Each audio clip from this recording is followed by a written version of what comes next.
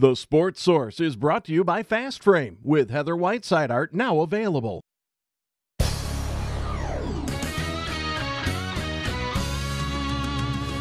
You are watching East Tennessee's first and only year-round sports talk show on television.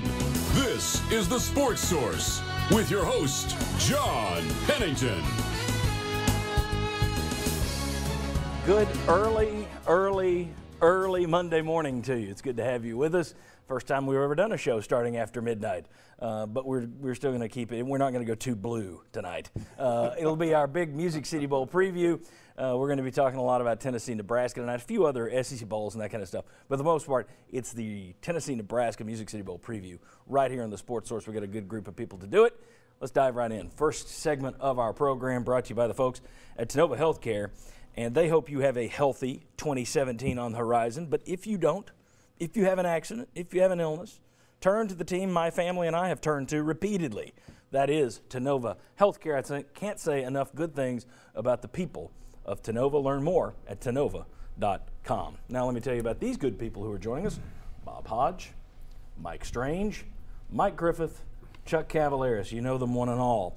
Gentlemen, let's just get the biggest question out of the way. You know, they tell you in television producing 101, hide the lead. It's the opposite of a newspaper thing. Hide it, tease it throughout the show, keep people watching. Let's just dive right in here. What everyone wants to know is, can this defense be better against Nebraska than it looked the last month that we saw it a month ago? You've had a month off for those guys who came back from injuries but weren't 100%. You would figure guys like Darren Kirkland Jr. would be closer to 100% now. You've also had a couple of weeks now where you've been able to hit in practice, which is something you stopped doing due to the injuries during the season. All right. So, that said, do you expect the defense to look better against Nebraska than it did for the final month of the season? Is can't be worse an answer? I'm saying better. Can't be the same either. I kept saying that week after week. Yeah, it can't be was worse. wrong. I'm going to go with they can be slightly better. And I think one of the reasons is what you just said. They've had a month off. They've had some time to rest. I think it was Bob Shoop who was talking about in an interview that against Missouri you play 110 plays, 115 plays, and then you turn around and you come back the next week. And you had guys against Missouri play over 100 plays.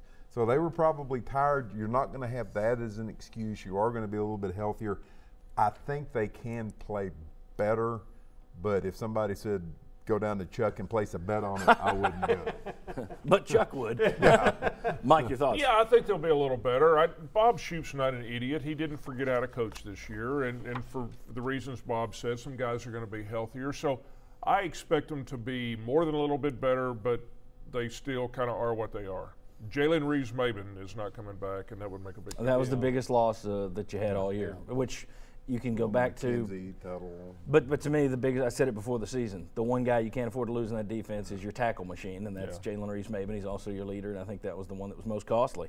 Mike Griffith, can this defense be better? Will this defense look better? Yeah, I think so, John. You know, I think, like you said, they played over 100 snaps against Missouri. I think five guys played over 100 snaps and then turn around and play the next week against There was a lot of wear and tear on this football team, not just physical, but I think psychological also, Chuck. I mean, the defense just kept getting thrown on the field again and again and again by this offense and over 100 snaps. I mean, they only play 80 snaps in the NFL, and you got college guys playing over 100, right? Yeah, it certainly took a toll in a lot of places. But, John, I think it's a resilient group, and I think they have a lot of pride, and I think they will bounce back. And I think trying to blame this on the offense, I mean, seriously, your offense was really pretty good.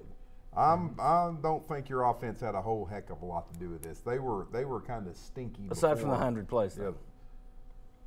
Yeah. Well, I mean, and let's face it, your part offense of is that, scoring points. Your offense is doing enough to win. I mean, to sit there and say your defensive performance lacks because of something your offense does, I'm not buying into that. Well, I mean, the hurry-up offense, I think, does adversely affect defenses, Bob. And I think when you throw in that Butch Jones plays a lot of these defensive guys on special teams, with something he doesn't do with his offensive guys, you're asking him to play 110 defensive snaps plus play special teams where guys end up getting hurt, John Pennington.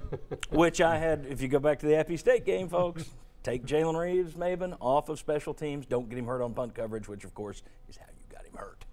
Chuck, I want to go back to what you said because you said it in such over-the-top dramatic fashion.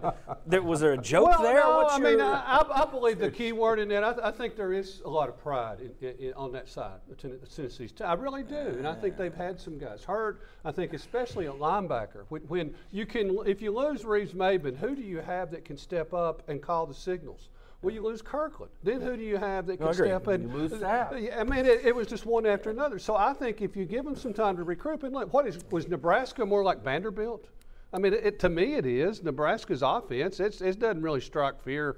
You know, they average like 23, 24 points a game. So I think you got a chance to be better because of your opponent. Can I rebut? Yeah.